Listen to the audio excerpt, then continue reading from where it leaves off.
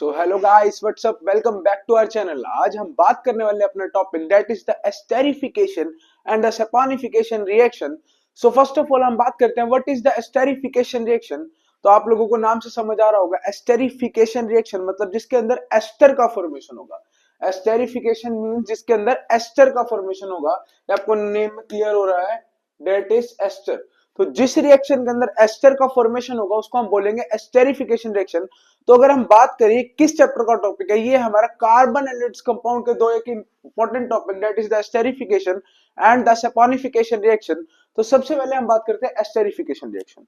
तो अब जैसे कि मैंने बोला, एस्टेरिफिकेशन में एस्टर का फॉर्मेशन होगा। अब एस्टर का फॉर्मेशन होने के लिए हमारे पास एक तो चाहिए हमको अल्कोहल और दूसरा चाहिए एसिड।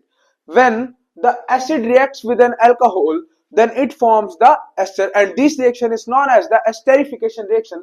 तो जैसे कि हमने इस रिएक्शन में देखा, हमें क्या करना है, अल्कोहल की रिएक्शन किसके साथ करवानी है, एसिड के साथ। अब इसमें हमने अल्कोहल यूज किया that is ethanol and acid use किया इथेनोइक एसिड। तो जब हमने इनकी आपस में रिएक्शन करवाई तो हमें क्या देखने को मिला, यहाँ पर ये कौन सा ग्रुप है, ये है कार्बोक्सिलिक एसिड ग्रुप। तो यहां से H जो होगा, हाइड्रोजन चला जाएगा और इस हाइड्रोजन को ये OH के साथ मिलाकर क्या बना दिया जाएगा, वाटर, दैट इज H2O। और ये जो बचा C2H5 that is the ethyl, ये कहां लग जाएगा, इस O के साथ, दैट इज इथाइल इथेनॉइड, और इसको हम बोलेंगे एस्टर। अब एस्टर की अगर हम जनरल क्लासिफिकेशन देखें तो क्या रहती है, आर। आर मतलब alkyl group, C double bond OOR। तो अब जैसे कि आप ध्यान से देखिए, हमने सबसे पहले क्या लिया, अल्कोहल लिया, अल्कोहल, और दूसरा लिया एसिड।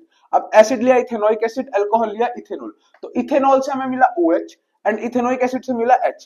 ये OH और H मिलकर क्या बना दिया, वाटर। क्या बन गया, वाटर। और ये जो C2H5 था, ये इस O के साथ लग कर क्या बना दिया इसने, ester, that is ethyl ethanoate. तो मेरे हिसाब से आपका स्टेरिफिकेशन रिएक्शन क्लियर होगी।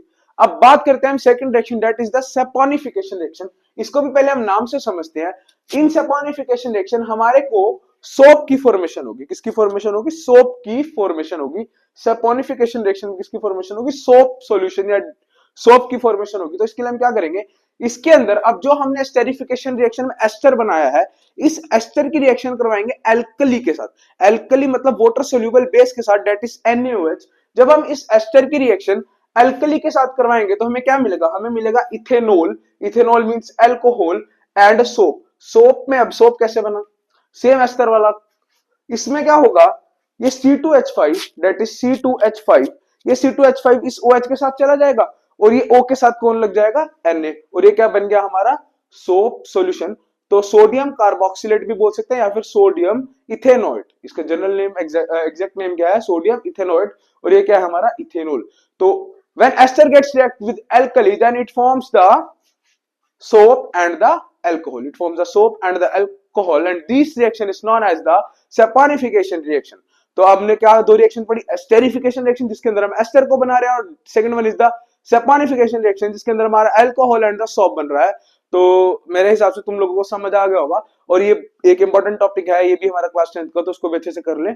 तो गाइस मिलते हैं अपनी नेक्स्ट वीडियो में, बाय बाय, टेक केयर।